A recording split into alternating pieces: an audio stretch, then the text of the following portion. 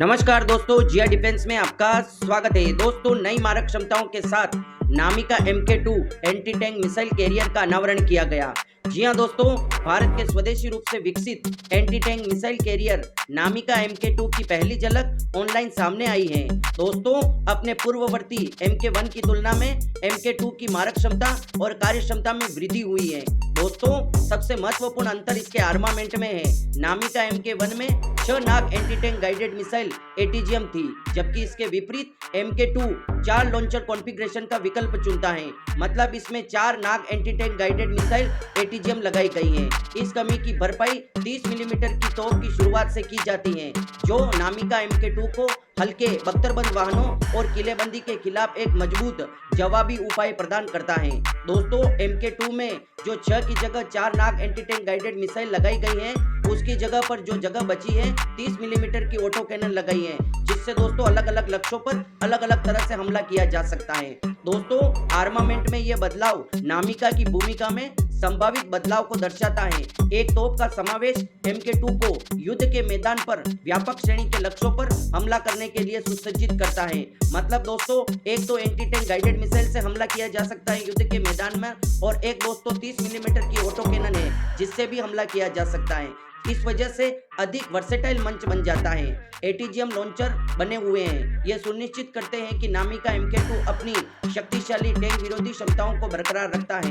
दोस्तों, अपने पूर्ववर्ती की तरह नामिका MK2 सुप्रसिद्ध BMP-2 ट्रैक वाले बख्तरबंद चेसिस का उपयोग करता है। यह चेसिस विभिन्न इलाकों में भरोसेमंद गतिशीलता प्रदान करता है, जिससे नामिका MK2 को युद्ध के मैदान में प्रभावी ढंग से पैंतरेबाजी करने की अनुमति मिलती है। दोस्तों, नामिका MK1 के समान MK2 संस्करण भी BMP-2 infantry fighting vehicle IFV में पाए जाने वाले यात्री डिब्बे को छोड़ देता है, और इस स्थान का उपयोग संभवतः अतिरिक्त पुनः लोड ATGM को संग्रहित करने के लिए किया जाता है, जिससे नामिका MK2 एंटी टैंक मिसाइलों को लॉन्च करने के अपने मुख्य कार्य पर केंद्रित रहता है। दोस्तों, जहां पर यात्री या सैनिक बैठते हैं, उस जगह पर एंटी टैंक मिसाइलों को स्टोरेज किया जाता है ताकि युद्ध के मैदान पर अधिक से अधिक उपयोग किया जा सके। दोस्तों, इन प्रारंभिक रेखा चित्र के सामने आने से पता चलता है कि नामिका MK2 विकास और तैनाती की दिशा में आगे बढ़ रहा है, और अपनी बढ़ी हुई मारक क्षमता और संभावित भूमिका बदलाव के साथ नामिका MK2 भारत के भविष्य की बख्तरबंद तैनाती में महत्वपूर्ण भूमिका निभाने के लिए तैयार है। दोस्तों, ये दो तरह से युद्ध के मैदान पर दुश्मनों पर हमला करेगा। एक तो दोस्तों इस पर नाग एंटी टैंक गाइडेड मिसाइल लगाई गई है, और इसके साथ जो यात्री के डिब्बे हैं उसमें स्टोरेज की जा सकती है। दूसरी तरफ दोस्तों BMP-2 चेसिस पर इसका उपयोग किया गया है। इस BMP-2 को अपग्रेड करके पूरी रूप से लाइट टैंक की तरह बना दिया गया है। इस वजह से इसमें जो 30 मिलीमीटर की ऑटो कैनन लगी हुई है, इसके अलावा दोस्तों इसमें बहुत से सुरक्षा कवच लगे हुए हैं। इस वजह से इस टैंक पर कोई भी आसानी से हमला नहीं कर सकता। दोस्तों, नाग मिसाइल कैरियर नामिका 2 चीन के खिलाफ भारतीय सेना की मारक क्षमता को नाटकीय रूप से बढ़ाता है। नाग मिसाइल, जैसा कि इसके नाम से पता चलता है, नामिका नाग मिसाइल कैरियर BMP चेसिस पर आधारित एक ट्रैक किया हुआ MPBS बख्तरबंद मिसाइल कैरियर वाहन है। नया प्रोटोटाइप आर्मामेंट निर्माण मेडक द्वारा DRDL हैदराबाद के साथ मिलकर विकसित किया गया था, और इसका आयात प्रतिस्थापन 260 करोड़ रुपए पहले चरण में और 3000 करोड़ रुपए तक बढ़ने की उम्मीद है। दोस्तों, पहली बार 2008 में पता चला नाग मिसाइल और इसका कैरियर समानांतर विकास प्रक्रियाओं को साझा करते हैं। नाग मिसाइल के पुराने संस्करणों में बिना कूल्ड LWIR सेंसर थे, जो राजस्थान के गर्म रेगिस्तान परिस्थितियों में परीक्षण के दौरान अपने लक्ष्य के हीट सिग्नेचर को सही ढंग से पहचानने में विफल रहे। सूत्रों के मुताबिक जुलाई 2012 में परीक्षण के दौरान दागी गई 4 मिसाइलों में से केवल एक ही लक्ष्य पर गिरी थी। हालांकि नाग मिसाइल का विकास कई परियोजनाओं में इससे महत्व के कारण तेजी से किया गया। रुद्र और LCH हथियार देने के लिए हेलीकॉप्टर लॉन्च संस्करण ध्रुवास्त्र तैयार किया गया। इसके अलावा दोस्तों UAV के लिए अलग अलग संस्करण तैयार किए गए। इस वजह से नामिका की विकास परियोजना महत्वपूर्ण हो गई। दोस्तों, इससे उच्च रेजोल्यूशन वाले एक बेहतर शिखर का विकास हुआ। एक नए फोकल पैनल एरे को शामिल किया गया, जो मिसाइल को लक्ष्य और आसपास की स्पष्ट तस्वीर प्राप्त करने में सक्षम बनाता है, जो पृष्ठभूमि से इसे अलग करने में सहायता करता है। दोस्तों, फ्रांस के यूलिस स्पोरेडर द्वारा आपूर्ति किए गए IRCCD प्रोसेसर चिप को शामिल करके मिसाइलों को और एडवांस किया गया। 2016 से 2020 तक मिसाइल के परीक्षण सभी सफल रहे। स्थिर और गतिशील दोनों लक्ष्यों के खिलाफ भारतीय सेना ने बार बार इसमें शामिल होने की परियोजना की घोषणा की।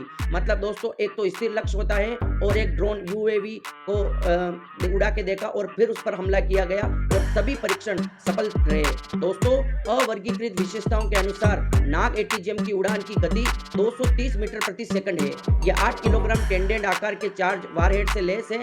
इसमें नाइट्रामाइन आधारित धुआं रहित extruded double base sustainer propellant का उपयोग करने वाले एक रॉकेट मोटर है। इसमें एक सिंगल शॉट हिट है जो 0.77 की संभावना है और 0.9 मीटर की CEP और 10 साल की रखरखाव मुक्त शेल लाइफ है। दोस्तों, 2020 की शुरुआत तक नामिका एकमात्र ऐसा प्लेटफॉर्म बना हुआ है जिसमें मिसाइल पूरी तरह से इंटीग्रेट है, जबकि अन्य प्लेटफॉर्म और वेरिएंट का इंटीग्रेशन और परीक्षण अभी भी विकास में है। दोस्तों, प्रारंभिक नामिका प्रोटोटाइप की विफलताओं से निडर होकर रक्षा अनुसंधान एवं विकास संगठन DRDO ने नामिका 2 नामक प्लेटफॉर्म का एडवांस संस्करण तैयार किया, जिसमें एक नहीं बल्कि 2 compact electro optical visual system शामिल थे, एक के लिए गनर और एक कमांडर के लिए, जो इसे शिकारी हथियारा या किलर क्षमता प्रदान करता है। दोस्तों, नया अतिरिक्त compost electro optical sensor Israeli firm Elbit system द्वारा विकसित किया गया है और BEL द्वारा भारत में निर्मित किया गया है। इस सेंसर का उपयोग HL रुद्र और लाइट कॉम्बैट हेलीकॉप्टर में भी किया जाता है। इसे UAV हेलीकॉप्टर और अन्य फिक्स्ड विंग प्लेटफॉर्म सहित सैकड़ों प्लेटफॉर्म पर लगाया गया है, जो उत्कृष्ट दिन और रात की खुफिया जानकारी, निगरानी, लक्ष्य प्राप्ति, टोही, I-STAR प्रदान करता है। क्षमताओं और अफगानिस्तान के मध्य पूर्व के युद्ध क्षेत्रों में खुद को साबित किया है। दोस्तों, प्रारंभिक संस्करण में नामिका 2 में मुख्य दृश्य परिवर्तन यह था कि ले जाने वाली मिसाइलों की संख्या 8 से घटाकर 6 कर दी गई। साथ ही कुल 12 मिसाइल रिजर्व में 6 अतिरिक्त जोड़ दिए गए। इसके अतिरिक्त नामिका 2 को एक सहायक विद्युत यूनिट भी दी गई, जो वाहन की नई तात्कालिक फायर कंट्रोल सिस्टम के लिए शक्ति के वैकल्पिक स्रोत में कार्य करती है।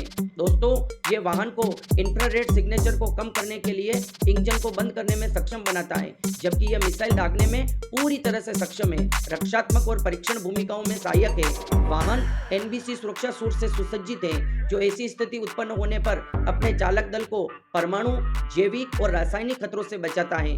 वाहन में ऑटोमेटिक आग का पता लगाने और दमन सिस्टम भी लगाई गई है। इसमें दूर से control 7.62 millimetre picket machine gun भी है। दोस्तों, बुर्ज जिसमें 6 नाग मिसाइल लॉन्चर ट्यूब है, 360 डिग्री फायर कवरेज प्रदान करता है। इसकी ऊंचाई क्षमता 0 से 24 डिग्री है। यह एडवांस भूमि नेविगेशन सिस्टम से भी सुसज्जित है, जो कमांडर को युद्ध के मैदान पर बेहतर स्थितिजन्य जागरूकता मतलब सिचुएशनल अवेयरनेस प्रदान करता है।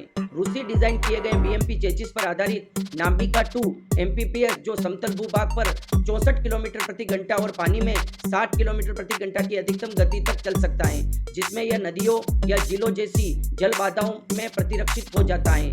दोस्तों, MPPS का मतलब वो होता है वो आर्मर्ड व्हीकल जो जमीन के साथ साथ पानी में भी चल सके। इस वजह से ये MPPS व्हीकल 7 किलोमीटर प्रति घंटा की रफ्तार से पानी में चल सकता है, जो इसे पहले मशीनकृत बलों के अन्य BMP के साथ एक रक्षात्मक परिधि स्थापित करते हुए यात्रा करने की अतिरिक्त क्षमता देता है, जबकि इंजीनियरिंग टेकों को आगे ले जाने के लिए पुलों का निर्माण करना पड़ता है।